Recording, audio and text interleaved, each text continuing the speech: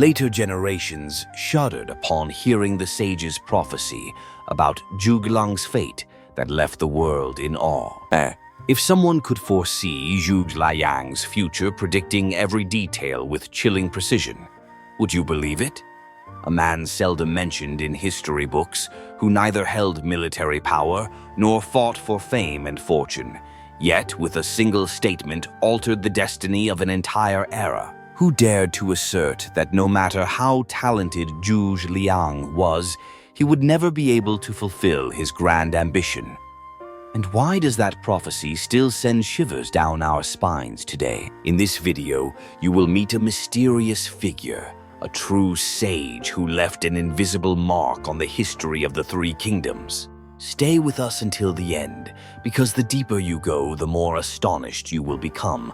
And don't forget to like, subscribe, and turn on notifications to explore with us the untold mystical stories of ancient Chinese history. In the vast realm of human life, there are those born to be renowned across the world, others who choose to hide away in the green mountains and blue waters, calmly observing the flow of events. Then there are true sages who neither compete for power nor step into the battlefield, yet can see through the tides of history and predict others' destinies as if reading from a heavenly script. During the tumultuous Three Kingdoms era, while heroes rose like mushrooms after the rain, there was one man who needed neither to fight nor to claim victories, yet whose words commanded the reverence of generations to come. Sima Hui, courtesy name Decao, better known as Master Water Mirror, a hidden sage amidst the chaos. When people speak of the Three Kingdoms, they often mention legendary names like Zhuge Liang, Cao Cao Guan Yu, or Zhou Yu battlefield. Heroes and brilliant strategists who shaped the fate of kingdoms. Yet among countless generals and tacticians, there was one man who did not leave his mark on the battlefield, did not hold court positions, and did not charge into earth-shaking wars. Still, one utterance from him was enough to make history turn its gaze. That man was Master Water Mirror Sima Hui, a reclusive sage whom future generations revered as a divine eye that saw through heaven's design. Sima Hui chose not to seek fame or fortune, nor did he crave grand achievements like most scholars of his time. Precisely because of this, his authority did not stem from power or status, but from an otherworldly nature, a penetrating insight into human hearts and a wisdom as deep as the ocean. He was the first to predict Zhuge Liang's destiny without a single excess word, without a single mistake. It was not merely prophecy. It was the distilled essence of eternal wisdom. With just one glance, he could pierce through the life path of a great talent. With a single statement, he could outline the horizon of an entire nation's destiny. When he first met Liu Bei, then a wandering lord lost in the wilderness, Sima Hui uttered an immortal phrase. The sleeping dragon and the young phoenix securing even one would bring peace to the realm. That statement, like a lamp in the winter night, illuminated Liu Bei's uncertain path. From those words, Zhuge Liang formally stepped into history, ushering in a glorious era for the Shu Han. What made generations tremble was not merely the eerie accuracy of the prophecy, but the fact that Sima Hui had not even met Zhuge Liang at that point, yet had already seen through his spirit, intelligence, and fate. His insight did not come from the eyes, but from a heart and mind attuned to heaven's decree. Sima Hui not only recognized Zhuge Liang's extraordinary talent, but also foresaw his ultimate hardships. He knew Zhuge Liang would meet a worthy lord, would help rebuild the Han dynasty, yet also knew that the grand ambition would never be fully realized. Why? Because the time was not ripe. The hearts of men were not yet aligned, and heaven's mandate had not yet converged. Zhuge Liang was a shining star, but no matter how brilliant his light alone could not pierce through the darkness of a fractured era, history proved it. Zhuge Liang devoted his life, led 7 northern expeditions, poured all his strategies and passion into unifying the realm, only to pass away at Wujiang Plains, with his dream of restoring the Han unfulfilled, just as Master Water Mirror had foreseen long before. The more people reflect, the more they admire Sima Hui's foresight, for he did not merely see the present, but also glimpsed into the future. He did not merely understand people, but grasped the spirit of the times. While others were busy scrambling for military power and chasing fame and fortune, he had already discerned the true current of history and the immutable nature of humanity. He embodied wisdom and a vision that transcended worldly affairs. That is why he chose a life of seclusion, indifferent to glory and riches. For those who see farthest are the ones who understand most clearly. Everything will eventually fade like drifting clouds, and only wisdom and virtue endure through the ages. There is a tale passed down through generations after speaking about Zhuge Liang's destiny. Sima Hui stood silently before the gate of his house, his gaze lost in the distant sky, and sighed, "The sleeping dragon shall meet a worthy lord, but not the right time." This was not merely praise for Zhuge Liang's talent, it was also a stern prophecy about his fate. It did not carry a note of pessimism, but rather the enlightened perspective of a sage who understood the laws of heaven. No matter how gifted a person may be, if the time is not right, it is nearly impossible to achieve great deeds. It is a harsh but fair rule that every hero must confront. The deeper people delve into Sima Hui's life, the more they realize that the individuals he recommended, the words he spoke, all became pillars of their era. He stood behind the curtain, never stepping directly onto the battlefield, yet guiding extraordinary men to write the annals of history. He was the one who planted the seeds and drew the maps for others to march upon. If the Three Kingdoms era were a grand chessboard, Sima Hui would be the first to place a piece opening the game before quietly retreating into the shadows while the world performed its tragic and comic drama. How admirable is such a sage one who need not appear on the battlefield, yet still shapes the strategic landscape. From his way of judging people, future generations can learn profound lessons about governing a country, employing talents, and cultivating oneself. In employing talents, one must look far, not despising those who have yet to rise. In cultivating oneself, one must uphold the righteous path, remaining unshaken even as the world changes. Above all, one must possess a heart as clear as a mirror to reflect upon others, upon life, and upon oneself. The story of Sima Hui is also a reminder for those harboring great ambitions. Talent does not always meet opportunity, yet if talent and virtue are vast enough, even without standing on the stage of glory, they will still be remembered by posterity with utmost respect. Like Master Water Mirror, who sought no fame, no fanfare of drums and gongs, but laid the foundation for the era of true scholars. His name needed no inscription in the official histories, for it had already been engraved in the hearts of those who valued wisdom over worldly luster. Thus, when reviewing his entire prophecy, later generations cannot help but shudder, not because of its mystery, but because of its chilling accuracy. He did not make random guesses or paint fanciful visions. His prophecy was the crystallization of a lifetime of cultivation, reading the heavens, understanding human nature, and grasping destiny. This foundation created a Sima Hui, unlike any other, not noisy like politicians, not ruthless like the power-hungry, but silent as water, vast as the sky, and every word he spoke carried the weight of a mountain. Today, when people speak of Zhuge Liang, they honor him as the sage among strategists. Yet few know that the first light to illuminate his path came from a single statement by Sima Hui. Without that statement, history might have taken a very different course, and therein lies the value of figures. Like Master Water Mirror, those who did not hold destiny in their hands but understood it better than anyone else. Amidst the turbulent storms of the three kingdoms, as the world plunged into chaos and hearts grew apart, there was a lord who burned with the dream of restoring the Han dynasty, carrying within him grand ambitions, but lacking a guiding hand.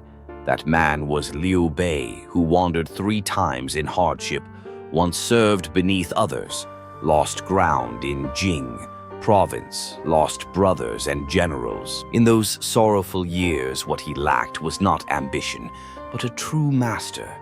Someone who understood both the heavens and the hearts of men, someone wise enough, kind enough to chart the grand blueprint for a rising empire. From that yearning, the story of 3 visits to the thatched cottage was born, a timeless tale of sincerity, of the crucial choice, and of the fateful bond between lord and strategist. It was no coincidence that Liu Bei traveled far and wide to seek out Zhuge Liang, without the recommendation of Shu Shu and without the affirmation from Master Water Mirror. A recluse like Zhuge Liang would never have left his fields and mulberry trees to step into the treacherous whirlpool of politics. People often praise Liu Bei for his virtue and his respect for talented individuals, but few pay attention to the subtle intuition he had in choosing the right people. Liu Bei did not choose those who flaunted themselves, nor did he seek those driven by greed. Instead, he persistently visited a remote thatched cottage 3 times to meet a recluse he had never even seen, all because he believed in one prophecy, Sima Hui's words: "The sleeping dragon and the young phoenix, securing even one, will bring peace to the realm." The story of the 3 visits to the thatched cottage is not merely a tale about sincerity. It is living proof that those with grand ambitions know how to find the right people, and those with great wisdom know when to emerge. Zhuge Liang did not leave his retreat for fame nor for power. He stepped forward because he foresaw the fate of the realm, understood the hearts of men, and recognized in Liu Bei a true leader, one who cared genuinely for the world. His emergence was not simply the result of Liu Bei's persistence. It was the convergence of heaven's will, earthly advantages, and human harmony. A recluse like Zhuge Liang, who saw himself as a successor to the likes of Guanzhong and Yue Yi, would not easily serve just anyone, only a lord with heart vision and integrity. Remarkably, during their first meeting, Zhuge Liang laid out the Longjong Plan, a 3-step grand strategy for Liu Bei, first to secure Jing and Yi provinces, then to advance toward the Central Plains. This was no idle theorizing, but a clear and thorough vision for the times. Liu Bei had not just found a strategist, but a soulmate, a spiritual brother, someone willing to shoulder an empire for the sake of an ideal. And from that moment, history shifted. Shuhan rose from weakness to become a formidable force.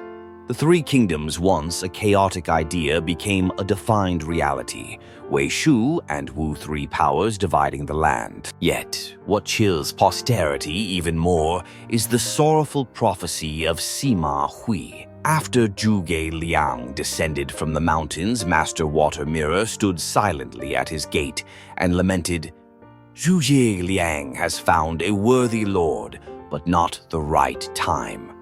This statement, like a blade cutting through the mists of history, revealed the naked truth. No matter how great the talent, no matter how vast the devotion, if destiny does not align with the heavens, even the greatest efforts will end in regret. Indeed, many years later, Zhuge Liang would lead 6 northern expeditions, exhaust his heart and mind in loyalty, and yet still fail to unify the land. He died at Wujiang Plains, carrying with him the sorrow of an unfulfilled dream, just as Sima Hui had foreseen. Today, Zhuge Liang is praised as a saint among strategists, but few realize that his greatest legacy is not victory, but his unyielding spirit against adversity. It is this that makes Sima Hui's prophecy even more profound in this world. There are those born to achieve victory, and those born to pave the way. Zhuge Liang belonged to the latter, the one who laid foundations amidst barren lands. And the one who understood this truth most clearly was Sima Hui. Think more deeply. Why did Sima Hui, who saw so clearly into Zhuge Liang's destiny, not personally descend the mountain to aid Liu Bei? Why did he recommend but not participate? Because he understood that the times were not right. A man who steps into the world at the wrong time is doomed to be swallowed by it. A true sage does not seek fame during times of chaos, but quietly sows seeds for the future. He knew he did not belong to the present scene, but he could create conditions for others to rise. With just one statement, Sima Hui shifted the fate of an entire dynasty. That is the pinnacle of wisdom, to be absent, yet ever present. Returning to Zhuge Liang, his talent is undeniable, but the greater the talent, the deeper the pain. The burden on his shoulders was not merely a state, but a dream stretching back to the founding of the Han. Every step he took was a struggle between reality and ideals. This is what moves and saddens later generations.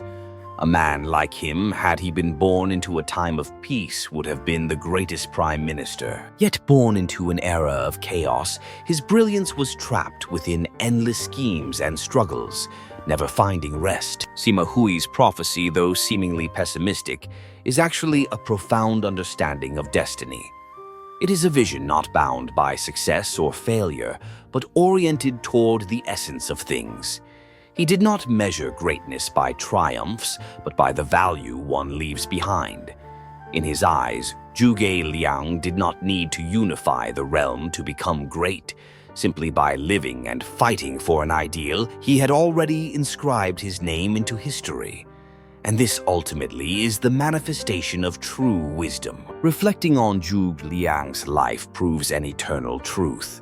True heroes are not defined by victories, but by their adherence to righteousness amidst chaos.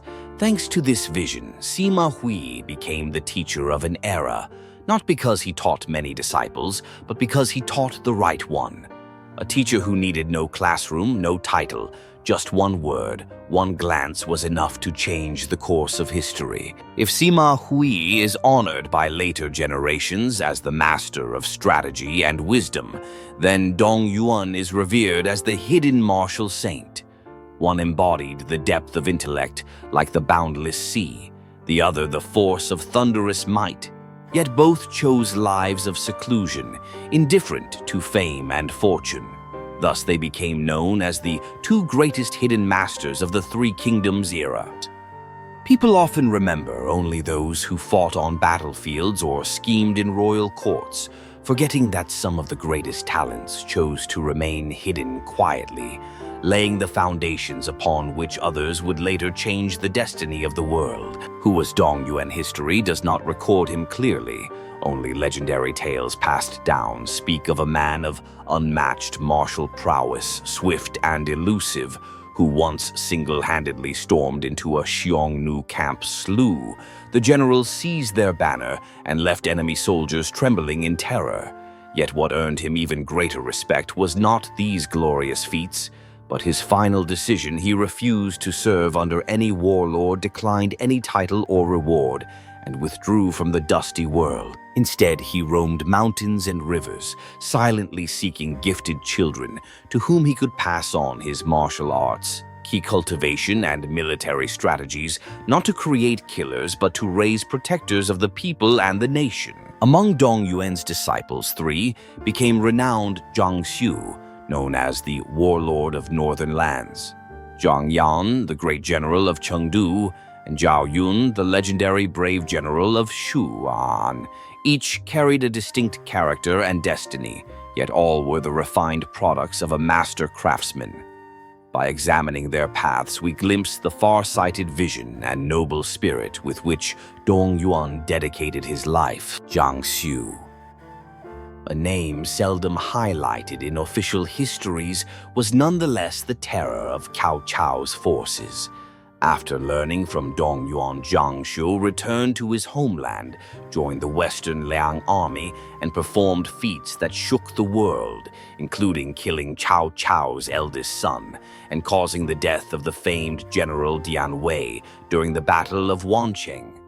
In that single battle, Cao Cao himself narrowly escaped death. It was not merely a triumph of strength, but a testament to the spirit of righteousness, courage, and loyalty that Dong Yuan had instilled in his student. If Zhang Xiu carried the fire of the battlefield, then Zhang Yan was the embodiment of composure and steadfastness. After finishing his training, Zhang Yan served Liu Zhang and quickly rose through the ranks in Chengdu's army. During the Battle of Chengdu, when Liu Bei advanced into western Sichuan, Zhang Yan became a critical stronghold that greatly troubled Zhuge Liang and Pang Tong. In that fateful campaign, Pang Tong perished, Liu Zhang surrendered, and Zhang Yan chose death over dishonor. He was not just a brave general, he was a man who upheld righteousness, reputation, and the code of a true warrior, a rare gem in a chaotic age. Yet among Dong Yuan's 3 disciples, none shone brighter than Zhao Yun, forever remembered as Zhao Zilong of Zhongshan. If Sima Hui foresaw the heavenly will and Zhuge Liang devised grand strategies, then Zhao Yun was the one who wielded the spear on the battlefield, the model of a perfect general, loyal, brave, wise, humane, and righteous. He was not just a masterful commander, but also a sharp strategist with firm political insight and adaptability. Zhao Yun twice saved the heir Liu Shan, once at the Battle of Changban, and once when Lady Sun attempted to bring the young lord back to Wu Yin. Both life or death moments, he not only saved the person, but preserved the very survival of Shu Han. Zhao Yun, despite his unrivaled martial skills, never displayed arrogance. He was a general who could charge through 10,000 enemies alone, yet lived humbly, maintaining honesty and integrity, never seeking personal gain. When Liu Bei sought to launch a punitive war against Eastern Wu to avenge Guan Yu, Zhao Yun stood up to advise against it. He understood that waging war against Wu was an emotional decision against the tide of the times. He advocated conserving strength and biding time. That vision was not merely that of a warrior, but of a sage who prioritized the greater good. Sadly, his advice was not heeded. Liu Bei insisted on the campaign and suffered a crushing defeat at the Battle of Yiling, after which Shu Han's decline became inevitable. Zhao Yun lived a life of purity and died in solitude, but his noble legacy endures forever. People often remember battlefield glories, forgetting that a life devoted to selflessness, to the nation and its people, is the highest virtue of a general. And who shaped such a character?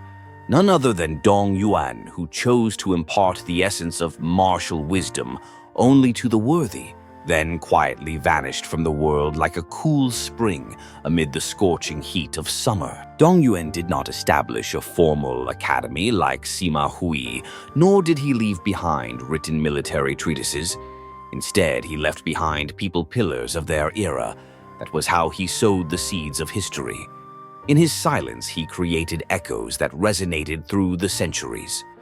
A man like him needed no place in official histories, for his legacy was etched into every step, every victory, every living example of virtue and righteousness carried by his students. And that is the mark of a true master, Zhao Dailong, a name that has inspired reverence across countless generations amidst the upheaval of the 3 kingdoms. Among a multitude of generals whose fame shook heaven and earth, some stood out for their strength, others for their cunning, still others for their overwhelming authority.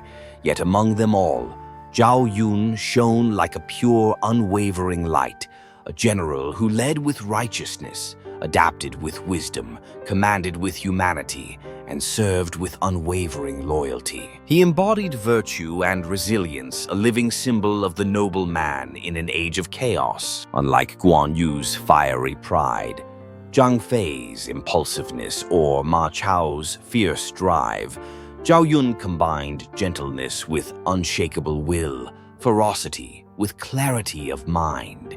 He could charge fearlessly into the heat of battle, yet just as easily discuss grand strategies in the war council.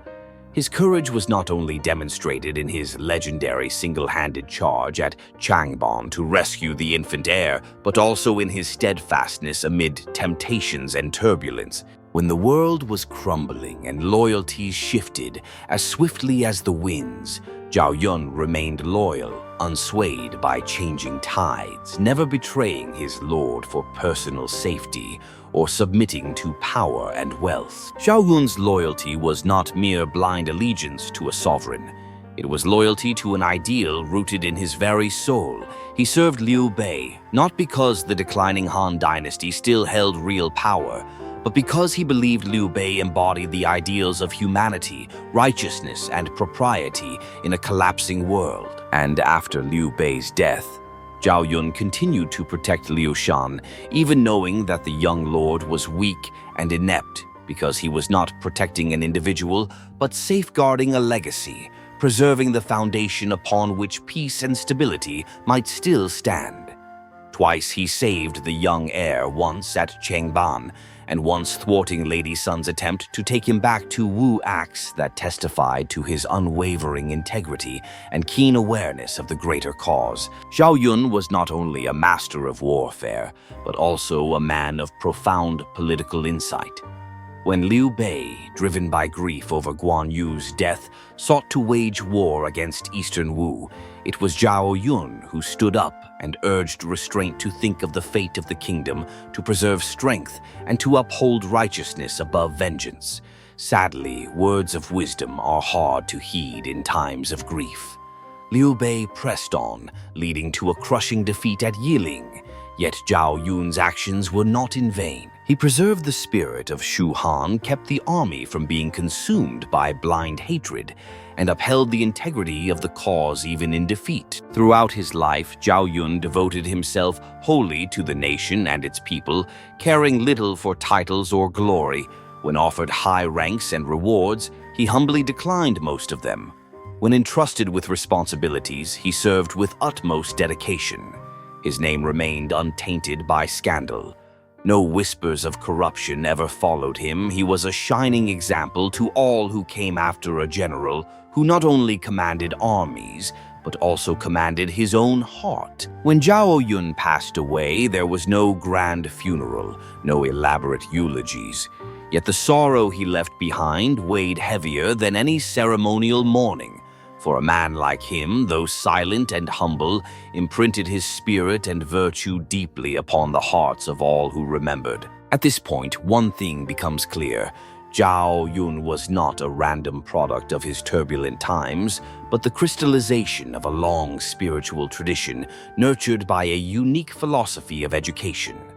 The man who laid the foundation for his ideals and character was none other than Dong Yuan, the hidden master who chose, guided, and forged him like a sword, sharp but not arrogant, steadfast but never cruel. Dong Yuan did not use martial arts to create killers. He used martial virtue to shape men who would put the people first and honor righteousness above all. And from here arises a profound question: why, during the chaos of the Three Kingdoms era, were there individuals who, despite holding no important office, appearing in no major battles, and sitting far from the centers of power, still left a lasting mark on history? The answer lies in a simple yet profound truth. History is not only written by those who wield power, but by those who uphold ideals. Figures like Sima Hui, Dong Yuan, and Zhao Yun did not live to earn fame. They lived to uphold the moral pillars of their era. Posterity often remembers only the victories and titles, rarely looking deep into the roots of a person's greatness, their thoughts and character. Yet without these foundations, even 1,000 victories would not be enough to create an enduring era. A nation's lasting peace cannot rely solely on weapons and laws. It must be built by people like Zhao Yun, those who stand firm for justice amid storms, who preserve righteousness within armies, and who, even when stepping onto the battlefield, remain untainted by the dust of ambition. Through Zhao Yun's life, through the shadow of mentors like Dong Yuan, and through the prophecies of Sima Hui, we come to realize the true soul of history does not lie on the throne, but in those who uphold virtue in times of decline.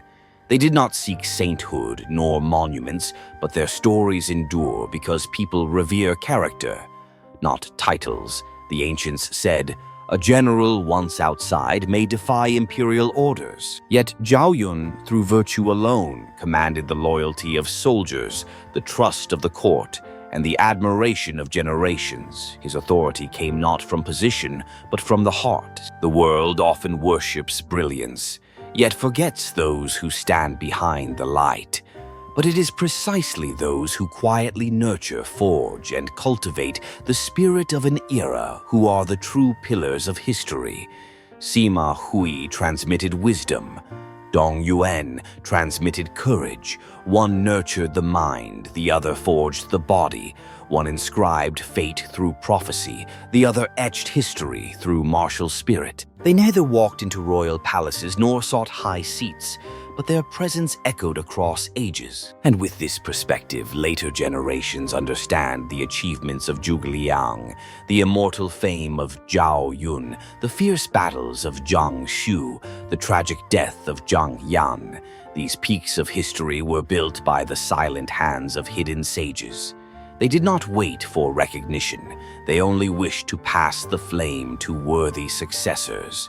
For they understood that while human life is finite ideals, spirit and character, if sown into the right hearts, can live on through the ages. From Master Water Mirror, foreseeing Zhuge Liang's destiny, to Dong Yuan quietly imparting martial wisdom, to pillars like Zhao Yun, all reveal a truth. History is not solely shaped by glorious victories, but also by hidden intellect and silent virtue. It is these invisible souls who form the true spirit of an era. And you, what do you think gives Zhuge Liang and these hidden sages their eternal value? Leave a comment below and let's delve deeper into this timeless subject together.